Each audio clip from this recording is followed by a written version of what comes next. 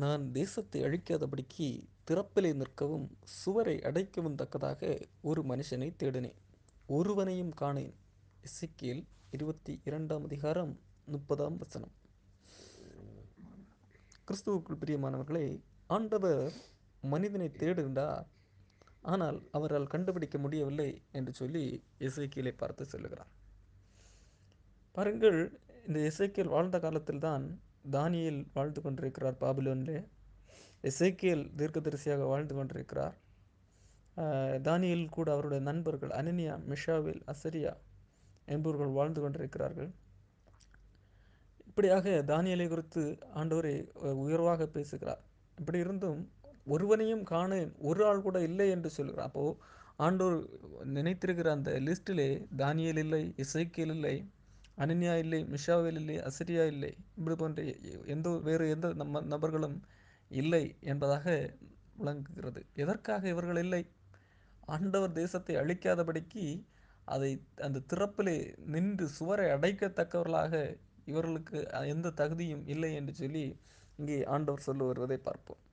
ஏன் இந்த கேள்வி வருகிறது என்று சொன்னால், ஆண்டவர் எசேக்கியேலோடு சொல்லுகிறார், நீ இந்த ஜனங்களுக்காக நீ வழக்காட மனதானால், அதாவது இந்த எசேக்கியேல் ஆண்டவரோடு பேசுகிறார், ஐயோ இந்த ஜனங்கள் எல்லாம் அழிய வேண்டுமா என்பது போல எண்ணியிருப்பான். ஆகவே தான் ஆண்டவர் சொல்லுகிறார், இந்த ஜனத்துக்காக நீ என்னிடத்தில் வழக்காடுவாயோ, நீ அப்படி வழக்காடுவதற்கு மனதானால் நீ என்ன செய்ய வேண்டியது, என்னிடத்தில் வழக்காட வேண்டியது அல்ல, நீ செய்ய வேண்டியது, நீ அவர்களுக்கு, அந்த ஜனங்களுக்கு அவர்களுடைய அருவருப்புகளை எல்லாம் எடுத்து காட்டி என்று சொல்லி சொல்லுகிறார். எசேக்கியேல் 22ஆம் அதிகாரம் 2ஆம் வசனத்தை வாசிக்கிறேன். பின்னும் கர்த்தருடைய வார்த்தை எனக்கு உண்டாகி, இப்போது மனுபுத்திரனே, இரத்தம் சிந்தின நகரத்துக்காக நீ வழக்காடுவாயோ, நீ வழக்காட மனதானால் அதன் அருவருப்புகளை எல்லாம் அதற்கு எடுத்து காட்டி அதை நோக்கி, கர்த்தராகி ஆண்டவர் உரைக்கிறது என்னவென்றால், உன் காலம் வரத்தக்கதாக உன் நடுவிலே இரத்தம் சிந்துகிறதும் உன்னை தீட்டுப்படுத்தத்தக்கதாக உனக்கே விரோதமாய் நரகலான விக்கிரகங்களை உண்டு பண்ணுகிறதுமான நகரமே, நீ சிந்தின உன் இரத்தத்தினால் நீ குற்றம் சுமந்ததாகி, நீ உண்டு பண்ணின உன் நரகலான விக்கிரகங்களால் நீ தீட்டுப்பட்டு உன் நாட்களை சமீபிக்க பண்ணி உன் வருஷங்களை நிறைவேற்றினாய். ஆகையால் நான் உன்னை புறஜாதிகளுக்கு நிந்தையாகவும் தேசங்களுக்கு பரியாசமாகவும் வைப்பேன் என்று சொல்கிறார். பாருங்கள், இந்த எசேக்கியேல் ஆண்டவரிடத்திலே இந்த ஜனங்களுக்காக திறப்பிலே நிற்கலாம் என்று சொல்லி அதற்காக ஆண்டவரே இந்த ஜனங்களுக்காக வழக்காடுகிறேன் என்கின்ற விதத்தில் ஆண்டவரிடத்தில் வந்து நிற்கும்போது ஆண்டவர் சொல்லுகிறார், நீ வழக்காடுவாயோ, இந்த ஜனங்களுக்காக நீ வழக்காட முடியுமா? நீ அப்படி நினைத்த என்று சொன்னால் நீ செய்ய வேண்டியது என்னிடத்தில் இந்த ஜனங்களுக்காக வழக்காட வேண்டுவல்ல, நீ செய்ய வேண்டிய இந்த ஜனங்களுக்கு அதன் தப்புதங்களை எல்லாம் எடுத்து காட்டி, அதனால் நான் இவர்களுக்கு என்ன நியாய தீர்ப்பை வர வைக்கிறேன் என்பதை அவர்களிடத்திலே போய் சொல்லு என்று சொல்லி ஆண்டவர் சொல்லுகிறார். அப்படியாக சொல்லிவிட்டு ஆண்டவர் பெரும் பட்டியலையே கொடுக்கிறார், ஜனங்கள் எப்படியெல்லாம் வாழ்ந்தார்கள் என்று சொல்லி. அவர்கள் அருவருப்பான காரியங்களை செய்து ரத்தம் சிந்துகிறார்கள், ஆண்டருடைய கட்டளைகளை கடைபிடிப்பதில்லை, ஓய்வு நாளை கடைபிடிப்பதில்லை, பரிதானம் வாங்குகிறவர்கள், அதிக பெண்களை விடுவதில்லை, தீட்டுப்படுத்துகிறார்கள், அநியாய சம்பாத்தியம் செய்கிறார்கள், இப்படியாக வாழ்ந்து கொண்டு வருகிறார்கள். அவர்கள் மட்டுமா அப்படி என்று சொன்னால் அவர்கள் மட்டுமல்ல, அவர்களுடைய ஆசாரியர்களும் அப்படித்தான், தீர்க்கதரிசிகளும் அப்படியா என்று சொல்லி தொடர்ந்துள்ள அந்த 22ஆம் அதிகாரத்தில், எசேக்கியேல் 22ஆம் அதிகாரத்திலே நாம் வாசிக்கிறோம். 25ஆம் வசனத்திலே வாசிக்கும்போது, அதன் தீர்க்கதரிசிகள் அதன் நடுவிலே கட்டுப்பாடு பண்ணுகிறார்கள், கர்ஜிக்கிற சிங்கம் இறை கவுகிறது போல ஆத்துமாக்களை அவர்கள் பட்சிக்கிறார்கள், திரவியத்தையும் விலையுயர்ந்த பொருட்களையும் வாங்கி கொள்ளுகிறார்கள், அது நடுவிலே அநேகரை விதவைகளாக்குகிறார்கள். அவர்களுக்கு மற்றவர்களை குறித்து, மக்களை குறித்த கரிசனை இல்லை, மக்களிடத்திலிருந்து சுரண்ட வேண்டும், அவர்களிடத்திலிருந்து பணம் சம்பாதிக்க வேண்டும், நான் மட்டும் வசதியாக வாழ வேண்டும் என்கின்ற எண்ணத்திலே தீர்க்கதரிசிகள் காணப்படுகிறார்கள். ஆசாரியர்கள் வேதத்துக்கு அநியாயம் செய்து பரிசுத்த வஸ்துக்களை பரிசுத்த குலைச்சலாக்குகிறார்கள். பரிசுத்தம் உள்ளதற்கும் பரிசுத்தம் இல்லாததற்கும் வித்தியாசம் இல்லாமல், அசுத்தத்திற்கும் அசுத்தம் இல்லாததற்கும் வித்தியாசத்தை காண்பியாமல் வாழ்கிறார்கள்.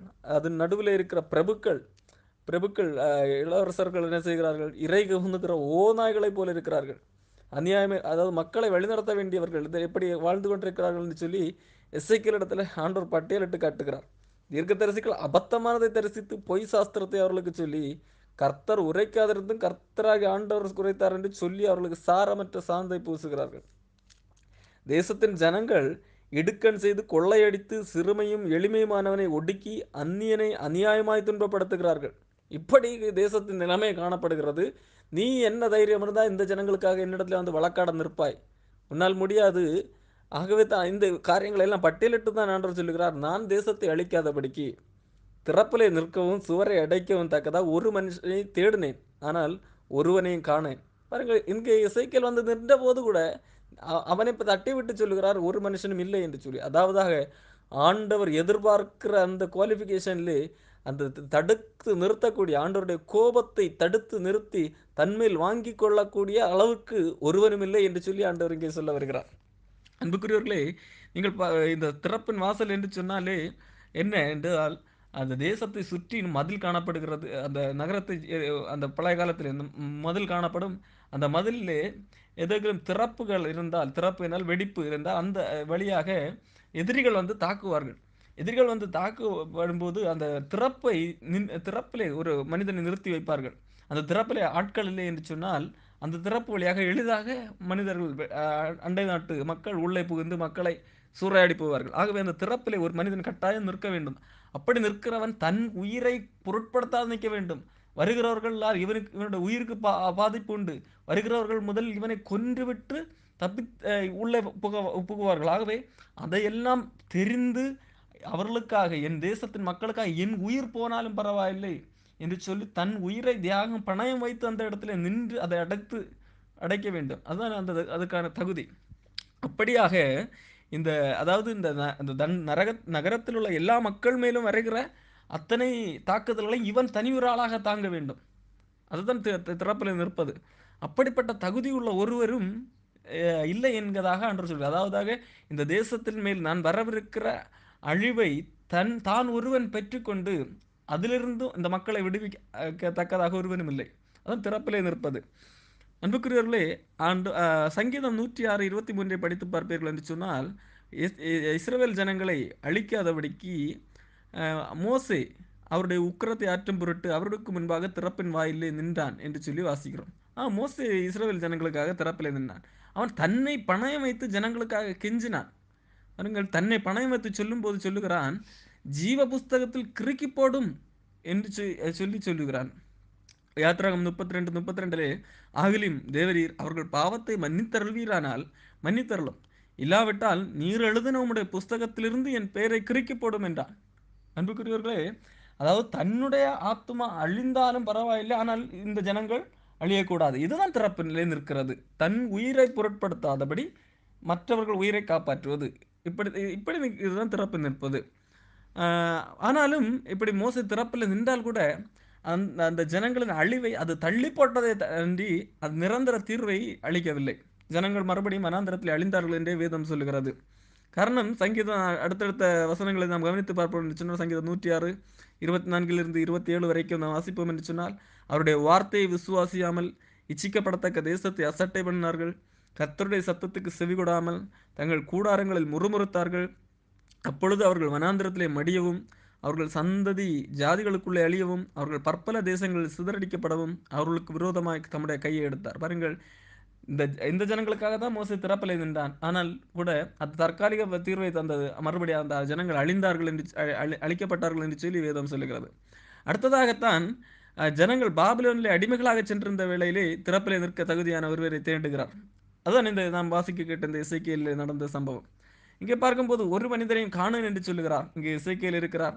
மட்டுமல்ல, ஆண்டவர் சொல்லும் போது சொல்லுகிறார், எசேக்கியேல் நீ இல்லை, நோவாவே வந்தாலும் கூட, மோசே வந்தாலும், தானியேலாக இருந்தாலும் கூட, அவர்கள் வந்து இந்த தேசத்தை அழிக்கும் போது அவர்கள் வந்தால் கூட அவர்கள் தங்கள் நீதியினால் தங்கள் உயிரை மாத்திரம் தப்புவிப்பார்களே இல்லாமல் அவருடைய பிள்ளைகளை கூட தப்புவிக்க முடியாது என்று சொல்லி அவர்கள் சொல்லுகிறார்கள். எசேக்கியேல் 14:19 வாசிக்கிறார், அந்த தேசத்திலே கொள்ளை நோயை அனுப்பி அதில் உள்ள மனுஷரை மிருகங்களை நாசம் பண்ணும்படி அதன் மேல் இரத்தப்பலியாக என் உக்கிரத்தை ஊற்றும்போது நோவாவும் தானியேலும் யோபும் அது நடுவில் இருந்தாலும் அவர்கள் தங்கள் நீதியினால் தங்கள் ஆத்துமாக்களை மாத்திரம் தப்புவிப்பார்களே இல்லாமல் குமாரனையாகலும் குமாரத்தியாகலும் தப்புவிக்க மாட்டார்கள் என்று என் ஜீவனை கொண்டு சொல்கிறேன் என்பதை கர்த்தராகி ஆண்டவர் உரைக்கிறார். அதாவது நோவா, யோபு, தானியேல் ஆகியோர் தங்கள் குமாரருக்காக கூட திறப்பிலே நிற்க முடியாது என்பதாக இங்கே நாம் வாசிக்கிறோம். ஆகவே யாரும் திறப்பிலே நிற்க இயலாது என்று சொல்லி நாம் என்பதைத்தான் இந்த வசனத்துடைய மையப்புற கருவாக காணப்படுகிறது. ஒரு கூட்டம் ஜனங்களுக்காக அழிக்கப்பட வேண்டும் என்று நியமிக்கப்பட்ட ஒரு ஜனங்களுக்காக அஹ், யாரும் திறப்பில் நின்று அந்த ஜனங்களை காக்க இயலாது என்பதை ஆண்டவர் இங்கே தெளிவாக சொல்லுகிறார். சரி, யாருமே திறப்பில் நிற்க முடியாது எனில் யார்தான் நிற்பது? ஏன் பின் ஆண்டவரை தேடுகிறார்? யார்தான் என்னது தேடுகிறார் என்று நாம் பார்ப்போம் என்று சொன்னால், அன் அன்புக்குரியவர்களே, திறப்பிலே யாராலும் இனிமேல் நிற்க முடியாது. காரணம், இயேசு கிறிஸ்து நமக்காக திறப்பிலே நின்றார் என்று சொல்லி வேதம் சொல்லுகிறது.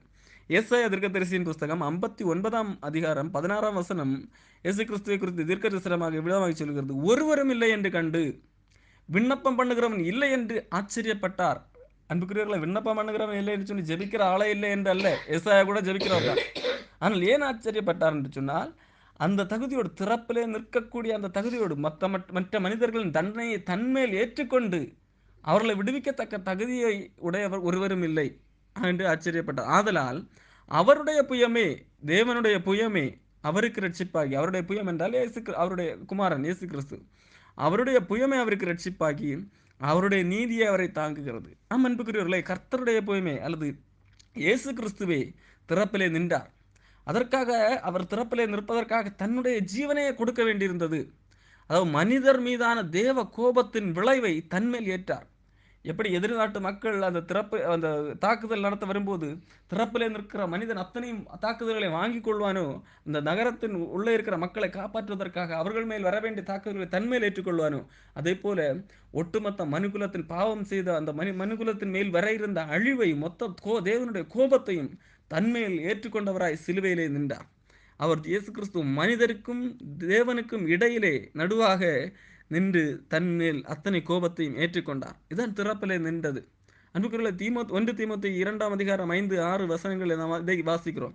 தேவன் ஒருவரே, தேவனுக்கும் மனுஷருக்கும் மத்தியஸ்தரும் ஒருவரே, எல்லாரையும் மீட்கும் பொருளாக தம்மை ஒப்பு கொடுத்த மனுஷனாகிய கிறிஸ்து இயேசு இவரே, இதற்குரிய சாட்சி ஏற்ற காலங்களில் விளங்கி வருகிறது என்று சொல்லி நாம் வாசிக்கிறோம். அன்புக்குரியவர்களே, ஆண்டவர் இயேசு கிறிஸ்துவே மனிதருக்கும் தேவனுக்கும் இடையிலே நின்றவர். அவரே திறப்பிலே நின்றவர். அவர் நின்ற அந்த இடத்திலே எந்த ஒரு மனிதனாலும் நிற்க இயலாது. அடுத்ததாக பவுல் இஸ்ரவேலுக்காக திறப்பிலே நிற்க விருப்பம் கொள்ளுகிறார். ஆனால் அது அவரால் முடியாது என்பது அவருக்கும் தெரியும். ஆனால் அவர் ஒரு விருப்பமாக அதை தெரிவிக்கிறார். ரோமர் 9ஆம் அதிகாரம் 3ஆம் வசனத்திலே, மாம்சத்தின்படி என் இனத்தாராகிய என் சகோதரருக்கு பதிலாக நானே கிறிஸ்துவை விட்டு சபிக்கப்பட்டவனாக வேண்டும் என்று விரும்புவேனே. இங்கே பவுல் தன்னுடைய விருப்பத்தை தான் தெரிவிக்கிறாரே தவிர, அவரால் தன்னுடைய இஸ்ரவேல் ஜனங்களுக்காக ஒரு ஈடுபலியாக அவருக்கு பதிலாக இவர் சபிக்கப்பட முடியாது. காரணம், கிறிஸ்து நமக்காக நமக்கு பதிலாக செய்ய வேண்டியதை செய்தவர் கிறிஸ்து ஒருவரே. அந்த இடத்துல எந்த ஒரு மனிதனையும் மண்ணில் அதை ஈடுகட்ட முடியாது. அப்படியானால் நீங்கள் அப்படியானால் அழியும் ஜனங்களுக்காக ஜெபிக்க முடியாதா? கண்டிப்பாக ஜெபிக்க வேண்டும். அதுக்கு பேர் திறப்பிலே நின்று ஜெபிப்பது அல்ல. திறப்பிலே நிற்க ஒருவனாலும் மூடாது. காரணம், அதை இயேசு கிறிஸ்து மாத்திரமே சொல்லுகிறார். வேதம் சொல்லுகிறது, எல்லா மனுஷருக்காகவும் ஜெபிக்க வேண்டும். இன்னும் மட்டுமல்ல, அதிகாரத்தில் இருக்கிறவர்கள், ஆளுகை செய்கிறவர்கள் எல்லாருக்காகவும் ஜெபிக்க வேண்டும். காரணம், எல்லாரும் ரட்சிக்கப்பட வேண்டும் என்று தேவன் சித்தமாக இருக்கிறார் என்று சொல்லி இருக்கிறது.